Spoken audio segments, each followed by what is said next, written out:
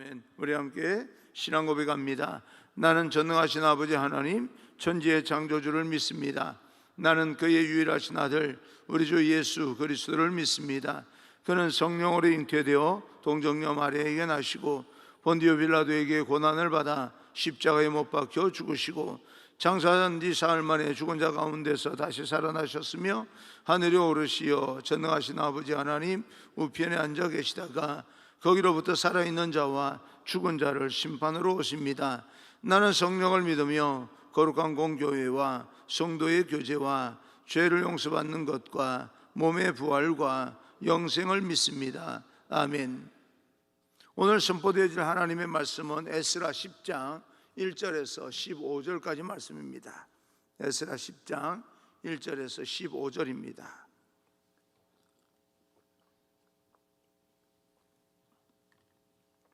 제가 봉독해 올리겠습니다. 에스라가 하나님의 성전 앞에 엎드려 울며 기도하여 죄를 자복할 때에 많은 백성이 크게 통곡하며 이스라엘 중에서 백성의 남녀와 어린아이의 큰 무리가 그 앞에 모인지라.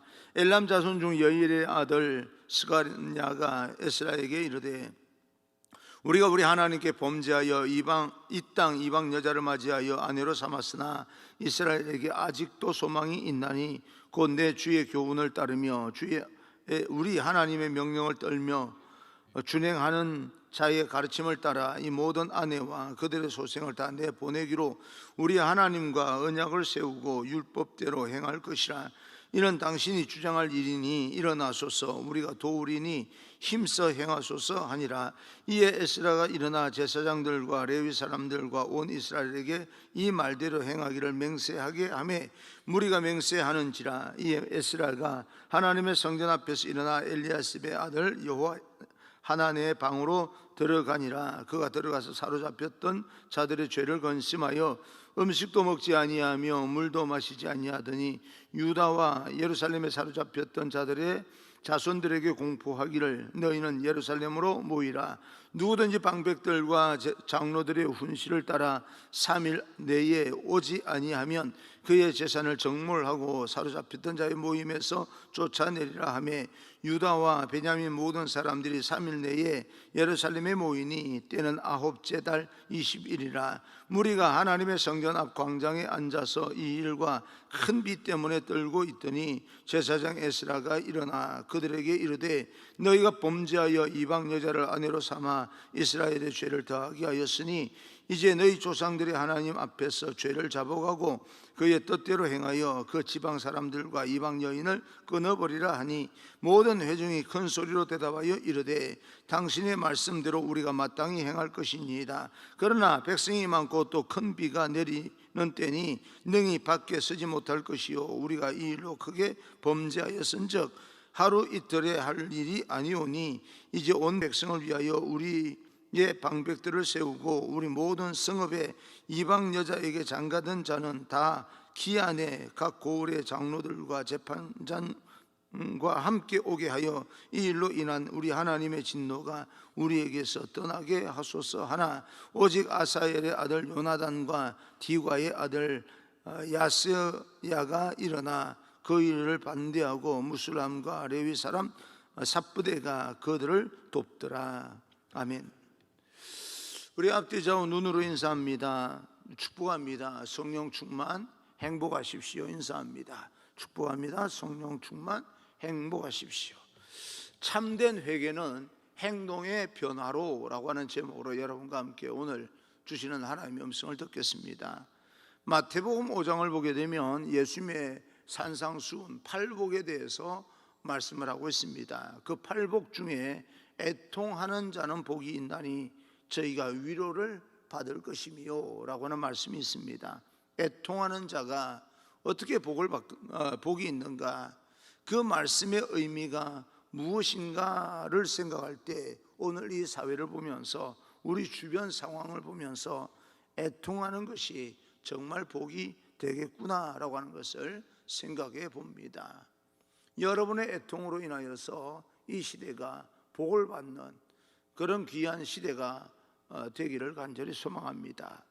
오늘날의 문화와 사회가 점점 부패해져 가고 사악해져 가는 시대 속에서 우리 그리스도인들이 해야 될 복된 자세, 태도, 그것은 그 부패를 향하여서, 잘못된 것을 향하여서 애통하며 나아가는 그런 신앙의 태도가 아닌가. 그리고 그것이 진정으로 애통하는 것이 되어야 된다. 우리의 애통으로 인하여서 이 시대가 변화를 받아야 된다라고 생각해 봅니다. 많은 사람들이 물질의 복과 건강의 복과 육신의 복을 추구하지만 이 시대 사람들은 진정으로 추구해야 될 복은 성령을께서 주시는, 하나님께서 그 마음에 감동을 주셔서 또 이 시대를 바라보면서 하나님의 마음으로 애통하는 것이 복된 자세입니다. 오늘 새벽 여러분들에게 이 시대를 바라보면서 애통하는 그런 복이 있기를 간절히 소망합니다. 에스라가 깊은 회개의 기도를 하나님 앞에 드리면서 성전 앞에 엎드려져 있었을 때 한 사람이 에스라를 찾아와서 중요한 말을 하는데, 그 말을 통해서 우리는 다시 한번 우리 깊은 하나님의 은혜를 생각하게 됩니다. 2절입니다. 2절, 엘람 자손 중 여히엘의 아들 스가냐가 에스라에게 이르되 우리가 우리 하나님께 범죄하여 이 땅 이방 여자를 맞이하여 아내로 삼았으나 이스라엘에게 아직도 소망이 있나니, 엘람 자손 중에서 스가냐라고 하는 사람이 에스라를 찾아와서 울며 엎드려 심히 통곡하며 기도하는 이 지도자를 위로하면서 이런 말을 합니다. 우리가 하나님 앞에 죄를 범했지만 그러나 이스라엘에게 오직 아직까지도 소망이 있다. 오히려 소망이 있다. 여기서 범죄와 소망이라고 하는 단어가 나옵니다. 이스라엘 백성들이 범죄를 하였는데 소망이 있다. 사실 범죄와 소망은 서로 모순되는 개념입니다. 범죄와 짝이 맞는 단어는 처벌입니다. 그리고 징계요, 심판입니다. 그것이 법입니다. 법이라고 하는 테두리 안에서 범죄자는 처벌을 받게 되고 징벌을 받게 됩니다. 그래 범죄하고 어울리는 단어는 처벌입니다. 그것이 자연스럽고 마땅한 것인데, 오늘 스가냐라고 하는 사람은 하나님의 감동으로 이야기합니다. 범죄한 끝에도 소망이 있다. 범죄와 모순되는 단어 소망이 나옵니다. 그 사실을 가지고 희망차게 나오고 있습니다. 어떨 때 그것이 가능한가? 범죄했는데도 불구하고 소망을 가질 때는 언제인가? 3절을 다시 한번 뒷부분을 보게 되면 우리 하나님과 언약을 세우고 율법대로 행할 것이라. 그 범죄가 하나님의 말씀을 다시 지키며 하나님의 자비하심으로 용서를 받게 되면 소망이 있게 됩니다. 다시 말하면 범죄라고 하는 이 단어가 징벌과 함께 서지 아니하고, 범죄라고 하는 이 단어가 용서와 자비와 긍휼과 함께 있게 될 때 소망이 있게 됩니다. 여러분, 범죄라고 하는 이 죄가 용서될 수 있고 자비가 될 수 있는 것은 은혜입니다. 이건 처벌이 돼야 되는 거예요. 심판을 받아야 되는 겁니다. 그런데도 불구하고 그 가운데서 소망을 가질 수 있는 것은 은혜입니다. 그러므로 우리 그리스도인들은 법 아래에 있는 사람이 아니라 하나님의 은혜 아래에 있는 사람들입니다. 이것이 복음입니다. 죄를 범하였기 때문에 마땅히 죽어야 하겠지만, 그러나 은혜 아래에 있는 사람들은 죄를 범했지만 소망이 있다. 이것이 하나님께서 우리에게 주시는 기쁜 소식입니다. 오늘 스가냐가 제안했던 소망의 근거를 두 가지 정도로 살펴볼 수가 있겠습니다. 첫째로는 지도자의 진실한 회개를 통해서 가능합니다. 1절에서 에스라가 하나님 전 앞에 엎드려 울며 기도했다라고 하는 말이 나오고요. 6절입니다. 6절 이에 에스라가 하나님의 성전 앞에서 일어나 엘리야십의 아들 여호하난의 방으로 들어가니라. 그가 들어가서 사로잡혔던 자들의 죄를 건심하여 음식도 먹지 아니하며 물도 마시지 아니하더니 그 방으로 들어가 철야를 하면서 금식 기도를 했다. 그 말 아니겠습니까? 에스라가 하나님 앞에 울며 기도했을 뿐만 아니라 또 다시 방으로 들어가서 밤새 골방에 들어가서 말하자면 밤새 처리하면서 기도했다. 그리고 더 나아가서 떡도 마시지 아니하고 물도 마시지 아니하고 금식하며 기도하고 있습니다. 누구의 죄를 위해서? 이스라엘 백성들의 죄를 짊어지고 말입니다. 여러분, 우리가 한 가지 재미있고 중요한 것을 살필 수가 있는데요, 에스라가 이렇게 금식하고 회개하면서 철회하면서 회개를 할 만한 죄를 범하지 않았습니다. 개인적으로는 물론 사람이 하나님 앞에 완벽한 사람이 없겠지만 그러나 눈에 띄는 그런 죄를 범한 사람이 아닙니다. 에스라는 이방 여인과 통혼하지도 않았습니다. 자기가 대신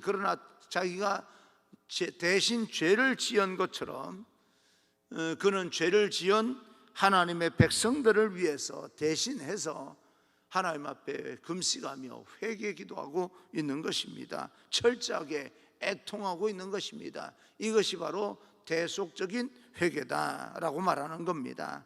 다른 사람이 지은 죄를 마치 내가 지은 것처럼 끌어안고 회개하고 있는 사람이 바로 지도자 에스라입니다. 그때 누군가가 죄를 지은 사람을 위해서 애통하고 회개하고 또 하나님 앞에 나아가서 이렇게 하나님 간절히 기도하는 사람이 있다면 그 공동체는 소망이 있습니다. 여러분들이 그렇게 가정을 위해서 애통함으로 말미암아 여러분 가정에 소망이 있고, 여러분이 속해 있는 모든 공동체가 어떤 공동체이든 간에 직장이든 사업장이든 그 어떤 공동체이든 간에 여러분들의 애통으로 말미암아 그 공동체가 복을 받는 귀한 복의 통로가 될 수 있는 여러분 되기를 주님 이름으로 축원합니다. 여러분, 예수님께서 이 땅에 내려오셔서 하신 일이 무엇이겠습니까? 아무 죄도 없으시지만 마치 그분이 죄를 지은 그런 것처럼 우리의 모든 죄를 끌어안고 인류의 죄를 위해서 십자가에 못 박혀 돌아가신 분 아니겠습니까? 그러한 대속의 죽음과 회개가 있기 때문에 용서와 희망과 소망이 우리에게 찾아오게 오고 있습니다. 여러분, 우리는 그래서 소망이 있습니다. 은혜 아래에 있기 때문에 그렇습니다. 그리고 또 한 가지 소망의 근거가 되는 것은 둘째, 하나님의 교훈을 따르고 하나님의 율법을 준행할 때입니다. 다시 말하면 하나님의 말씀을 실천할 때 하나님께서 주시는 용서와 소망을 찾을 수가 있습니다. 말씀으로 돌아가야 됩니다. 하나님 앞에 우리는 돌아가야 됩니다. 코람데오 여호와 앞에서 우리는 살아야 됩니다. 단순한 뉘우침을 넘어서서 말씀을 구체적으로 실천하고 행동할 때 하나님의 용서와 긍휼이 찾아옵니다. 우리가 말씀을 공부하는 것보다 더 중요한 것은 말씀을 실천하는 것이고, 그 말씀을 진실히 실천하게 될 때 우리가 죄를 범했음에도 불구하고 소망이 있다. 오늘 이 하나님의 말씀이 여러분에게 진정한 소망이 되기를 축복합니다. 이제 에스라가 이스라엘 모든 백성들, 유다에 사로잡혔던 포로돼서 귀환한 사람들을 다 예루살렘으로 모으게 됩니다. 7절입니다. 7절 유다와 예루살렘에 사로잡혔던 자들의 자손들에게 공포하기를 너희는 예루살렘으로 모이라. 뒤이어서 나오는 말씀을 보게 되면 3일 안에 다 예루살렘 성전으로 모여라 라고 말합니다. 모든 사람이 모였을 때 에스라가 그 사람들의 죄를 지적하면서 이스라엘 백성들이 회개하는 장면이 오늘 본문에 기록되어져 있습니다. 우리는 여기서 생각할 것은 그들의 회개가 한 사람으로부터 시작이 되었지만 공동체 전체로 그 잘못된 부분들이 드러나기 시작하고 회개로 옮겨가고 있다는 사실을 볼 수가 있습니다. 여러분, 그 이스라엘 공동체 가운데 이방 여인을 며느리로 삼고 자기 아내로 삼고 그렇지 않은 사람도 있습니다. 다시 말하면 죄를 짓지 않은 사람도 있어요. 근데 이렇게 가만히 경험으로 보게 되면 죄를 지은 사람보다 죄를 짓지 않냐고 죄를 바라보는 사람들의 마음이 더 애통하는 것 같아요. 그게 참 이상하지요. 죄를 지은 사람이 애통하면서 회개해야 되는데 그것을 바라보는 사람이 더 안타까워서 기도해주고 애통하는 경우가 참 많습니다. 공부 잘하는 사람이 공부를 더 열심히 해야 될까요? 공부를 잘 못하는 사람이 더 열심히 해야 될까요? 근데 공부를 잘하는 사람이 더 열심히 하지 않아도 공부를 잘 못하는 애들이 따라가기 위해서 열심히 해야 되는데 공부 잘하는 사람들이 공부 안 하는 사람들 보면 참 마음이 답답하고 애통할 때가 있어요. 세상 이치가 그런 것 같습니다. 아주 열심히 사는 사람이요, 열심히 살지 않은 사람 보면서 참 마음이 불편할 경우가 있습니다. 그런 어떤 것은 우리가 애통한다, 우리 마음이 힘들고 불편하고 애통하고 있다면 여러분이 잘 살고 있는 겁니다. 근데 내 마음에 애통하는 것이 전혀 없다면 우리는 다시 그 정신적인 예민함과 영적인 통찰력을 다시 한번 생각해 볼 필요가 있겠습니다. 그런데 죄를 짓지 않았다고 해서 그냥 피해갈 수 있는 것은 아닙니다. 그 사람들 죄를 짓지 않았다고 할지라도 그 사람들 역시 한몸된 공동체 지체의식을 가지고 모두 공동체 일원이 저지른 잘못을 나의 잘못으로 생각하고 그들의 죄를 지적하고 끝나는 것이 아니라 내 죄로 끌어안고 내가 애통하며 하나님 앞에 기도해야 된다는 것을 이 사람들은 알고 있었기 때문에 하나님 앞에 회개가 전체 공동체로 퍼져가고 있습니다.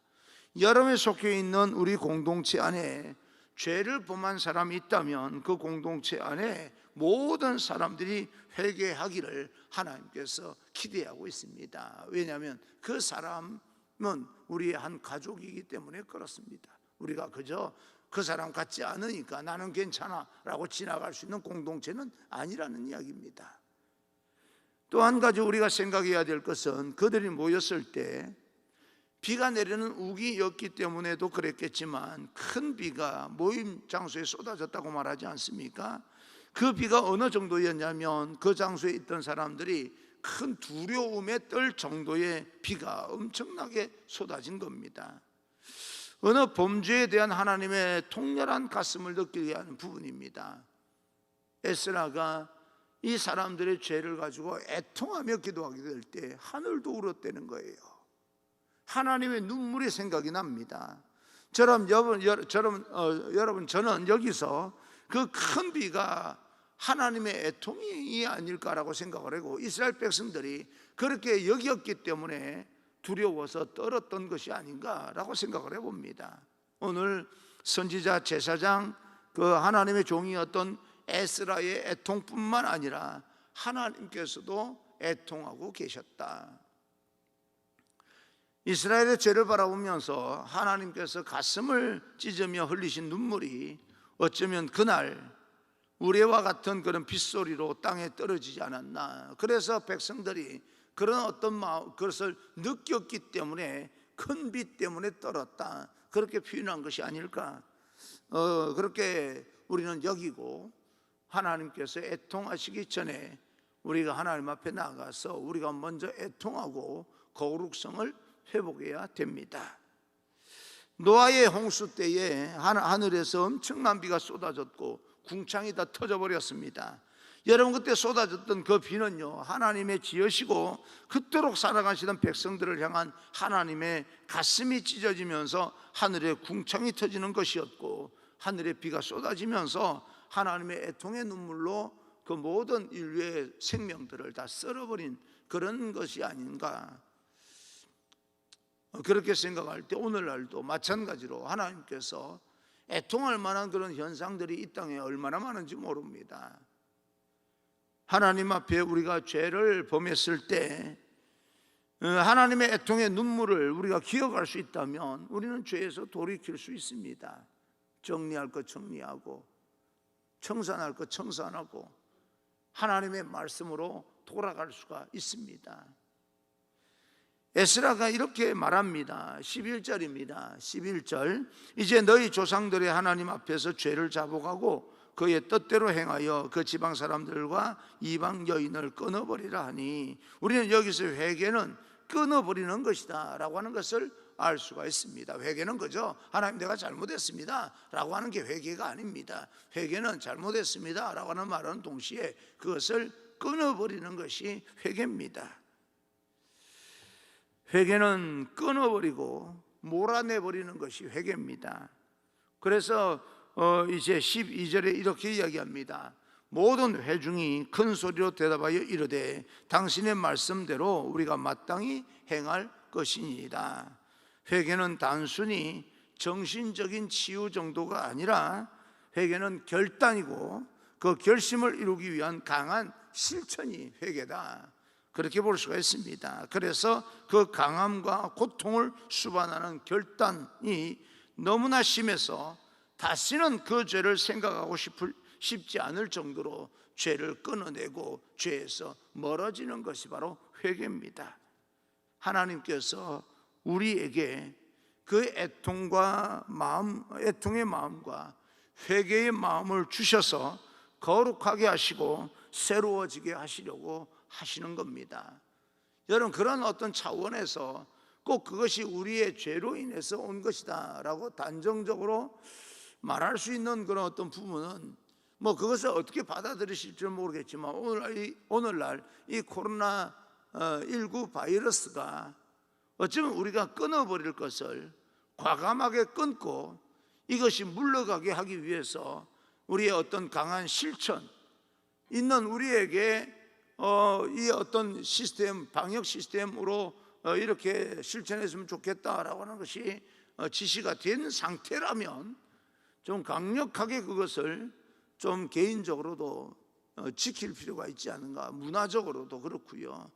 또 우리의 실생활 속에서 좀 벗어나 하나님의 말씀에서 벗어난 그런 행동들을 강하게 끊어내는 그런 어떤 계기가 되어야 되지 않을까 라고 하는 그런 생각을 해보는 거죠. 정말 이 소상공인이나 여러 가지 가슴 아프게 견디고 버티는 그런 가운데서 밀실에서 그 어떤 술을 마시면서 그런 어떤 행위들, 그리고 또 다른 사람을 전혀 고려하지 아니하고 조심도 하지 아니하고 애통도 하지 아니하고 겁내지도 아니하고 이런 어떤 부분들 끊어내는 그런 마음들, 다른 사람을 위해서 우리가 좀 더 애통하는 마음들을 회복할 수 있는 그런 계기로 하나님께서 삼으시고자 하여서 이런 환경을 두신 건 또 아닌가. 우리가 이런 기회를 통해서 정작 회복해야 될 것이 있다면 회복하고 더 성숙한 그런 하나님의 백성으로 나가게 된다면 여기서 우리는 얻어지는 그런 어떤 유익도 있을 것이다 라고 생각을 해봅니다. 오늘 그런 여러 가지 애통함으로 인하여서 회복되어져야 될 것이 회복되어지는 귀한 하루가 되기를 간절히 소망하고, 오늘 거룩성을 회복함으로 말미암아 세상을 변화시키는 하나님의 백성으로 도전하며 나아갈 수 있기를 주님 이름으로 축원합니다.